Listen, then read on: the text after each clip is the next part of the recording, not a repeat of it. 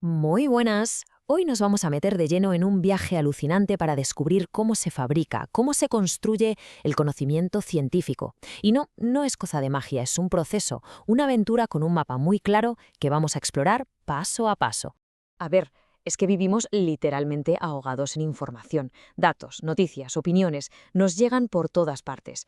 Pero la gran pregunta, la pregunta del millón es, ¿cómo separamos el grano de la paja? ¿Cómo transformamos esa avalancha de datos en algo que de verdad nos sirva para entender el mundo? Pues la clave, la gran idea, es pensar en todo esto como si fuera un viaje, un proceso con sus etapas que lleva un investigador desde un simple dato, una pequeña observación, hasta un descubrimiento que puede cambiarlo todo. Y claro, como en cualquier buen viaje, todo empieza con un primer paso. Vale, pues vamos a ello. La primera etapa es, lógicamente, la exploración. Antes de descubrir nada nuevo, cualquier navegante necesita un mapa de lo que ya se conoce. En ciencia, ese mapa se dibuja con la investigación bibliográfica. Y ojo, que esto es súper importante. No es algo que se hace al principio y ya está, te olvidas.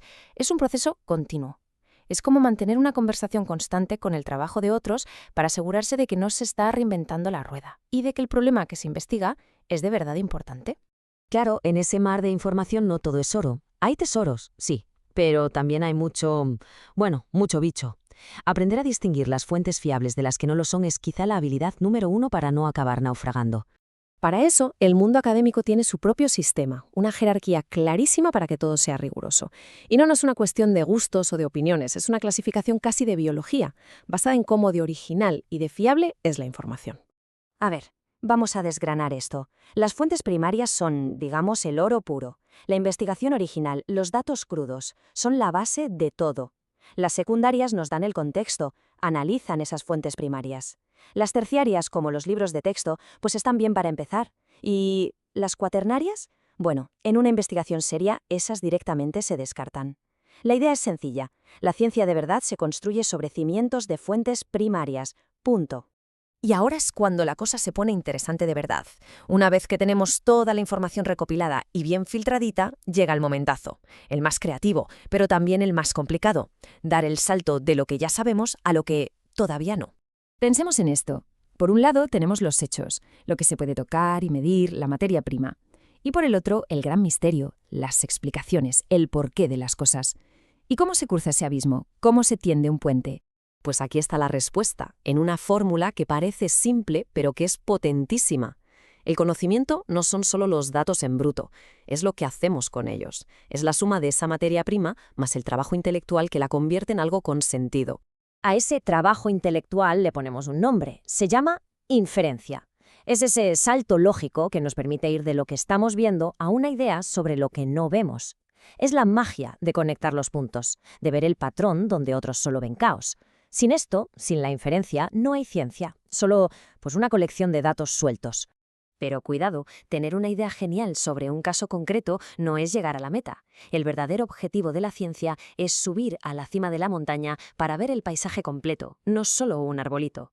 Es que ahí está la gracia, el verdadero poder de la ciencia, su capacidad para generalizar, para coger lo que se ha aprendido en un pequeño experimento o en una muestra y usarlo para entender o predecir cómo funciona todo un sistema mucho más grande.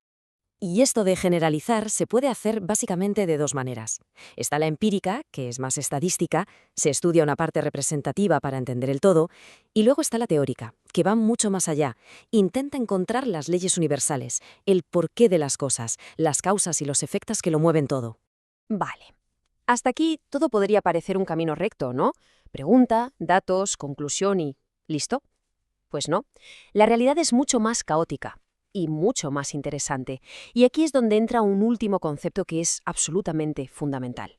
La investigación de verdad es un zigzag, totalmente. Encuentras un dato nuevo y de repente tienes que volver atrás y cambiar la pregunta inicial. O un resultado que no te esperas te obliga a revisar todo lo que habías leído. Pero es que eso no es un fallo, al contrario. Así es como funciona el método. Es un ir y venir constante. Entonces, si nos quedamos con una idea, que sea esta. La ciencia no es un monólogo donde una persona suelta su verdad y ya.